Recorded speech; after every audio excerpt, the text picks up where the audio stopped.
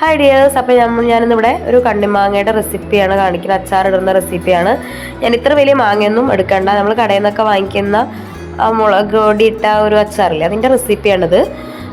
ഞാനത് ഒരുപാട് YouTube channel കണ്ടിട്ട് എനിക്ക് ആപ്റ്റ് ആയത്, അതായത് എനിക്ക് ചെയ്തിട്ട് നന്നായി വന്നതാണ് ഞാൻ ചെയ്യുന്നത്.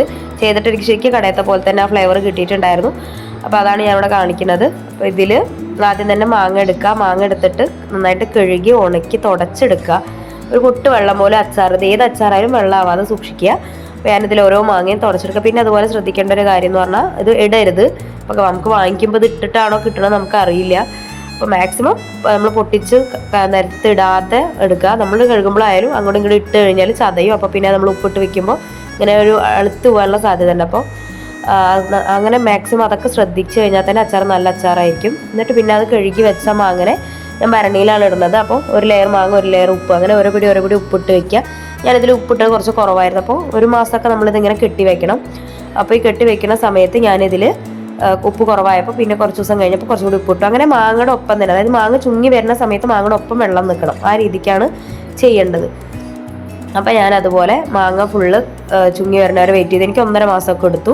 അത് കഴിഞ്ഞിട്ട് പിന്നെ തുറന്നിട്ട് അതിലേക്ക് ആവശ്യമായിട്ടുള്ള 1 കപ്പ് കടുക്, അതുപോലെ 1 കപ്പ് സാധാ നമ്മളെ എരിവുള്ള മുളക് പൊടി, പിന്നെ 1 കപ്പ് കാശ്മീരി ചില്ലി, ഒരു 2-3 ടേബിൾ സ്പൂണ് മഞ്ഞൾപ്പൊടി, അങ്ങനെ ഫുള്ള് ഇട്ടിട്ട് നന്നായിട്ടൊന്ന് ക്രഷ് ചെയ്തെടുക്കുക.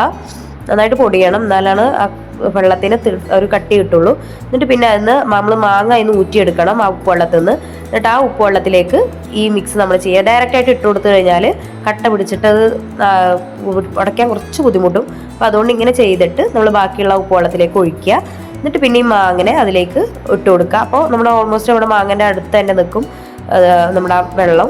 അപ്പോൾ അതിലേക്ക് കുറച്ചും കൂടി കിട്ടാൻ വേണ്ടി കുറച്ചും വിനീഗർ ഒഴിക്കുക. വിനീഗർ ഒഴിക്കാതിരിക്കുകയാണ് നല്ലത്. പക്ഷേ എൻ്റെത് കഴിഞ്ഞ പ്രാവശ്യം ഇട്ടത് ലാസ്റ്റൊക്കെ ആയപ്പോൾ ഉപ്പൂപ്പിൽ വരാൻ തുടങ്ങി. ചിലപ്പോൾ സ്പൂണിന് എന്തെങ്കിലും വെള്ളം തട്ടി ഇട്ടുകൊണ്ടായിരിക്കാം. പക്ഷേ ഞാനത് പ്രാവശ്യം വരാതിരിക്കാൻ വേണ്ടി കുറച്ച് സുർക്ക ഒഴിച്ചിട്ടുണ്ട്. പിന്നെ കുറച്ച് നല്ലെണ്ണ, ഞാനൊരു ചെറിയൊരു ബോട്ടിൽ നല്ലെണ്ണ എടുത്തിട്ടുണ്ട്. അത് ചൂടാക്കി വാഴൻ്റെ വാട്ടിയിട്ട് അതിൻ്റെ മുകളിൽ വെക്കുക. എന്നിട്ട് അതിലേക്ക് ഈ നല്ലെണ്ണ ചൂടാക്കിയത് മുകളിലേക്ക് ഒഴിക്കുക. അങ്ങനെ പിന്നെ ഇത് വെച്ച് കഴിഞ്ഞാൽ പിന്നെ ഇളക്കാനൊന്നും നിൽക്കരുത്. 1 മാസത്തോളം ഇത് കെട്ടി വെക്കുക. ഞാൻ കവറോണ്ടാണ് കെട്ടി വെക്കുന്നത്, കോട്ടൺ തുണിയോട് കെട്ടിക്കുക എന്നാണ് ബെസ്റ്റ് കേട്ടോ. പിന്നെ അത് കഴിഞ്ഞ് നന്നായിട്ട് കെട്ടി വെച്ച് 1 മന്തിന് ശേഷം നമുക്കത് തുറന്നു നോക്കാം. അങ്ങനെ 1 മന്തിന് ശേഷം നമ്മൾ തുറന്നു നോക്കുന്ന സമയത്ത് നമ്മുടെ വാഴയിലേക്ക് നന്നായിട്ട് വാടി ആ എണ്ണയൊക്കെ നന്നായിട്ട് കുടിച്ച് കിടക്കുന്നുണ്ടാവും. അപ്പോൾ നമ്മൾ ആ വാഴയിലത്തെ മുഴുവൻ എണ്ണ അതിലേക്ക് വൈപ്പ് ചെയ്ത് ഇടണം. കാരണം എണ്ണ ഉള്ളതാണ് അച്ചാറിന് നല്ലത്. പിന്നെ അതുപോലെ അതിൽ കൈയിടുന്ന സമയത്ത് കയ്യിൽ വെള്ളമൊന്നും പാടില്ല. അപ്പോൾ കൈ നന്നായിട്ട് വാഷ് ചെയ്ത് തുടച്ചെടുക്കുക. എന്നിട്ടത് നന്നായിട്ട് പിഴിഞ്ഞെടുത്ത് എണ്ണ അതിൽ മാക്സിമം തന്നെ വയ്ക്കുക. അത് എത്രത്തോളം എണ്ണ പിഴിയാൻ പറ്റും അത്രത്തോളം പിഴിയുക. എന്നിട്ട് സ്പാച്ചിലോട്ട് മിക്സ് ചെയ്യുക. മാക്സിമം സ്പാച്ചിൽ തന്നെ യൂസ് ചെയ്യുക. ഇനി അതില്ലാത്തവരാണെങ്കിൽ ചട്ടകം പോലെ മാങ്ങ ഉടയാത്ത രീതിയിൽ മിക്സ് ചെയ്യാൻ പറ്റുന്ന ഏതെങ്കിലും സ്പൂൺ എടുത്തിട്ട് യൂസ് ചെയ്യുക. എന്നിട്ട് അതൊന്ന് ടേസ്റ്റ് ചെയ്ത് നോക്കുക. എന്തെങ്കിലും കുറവുണ്ടെങ്കിൽ ഇടുക. ചിലപ്പോൾ മുളക് പൊടിയാണ് കുറവുണ്ടാവാൻ സാധ്യത, എരിവ്. അപ്പോൾ എരിവ് കുറവുണ്ട് തോന്നുകയാണെന്നുണ്ടെങ്കിൽ ഇപ്പോൾ ഇടുക. പിന്നെ ഒരാഴ്ച കൂടി കഴിഞ്ഞിട്ട് എടുത്താൽ മതി.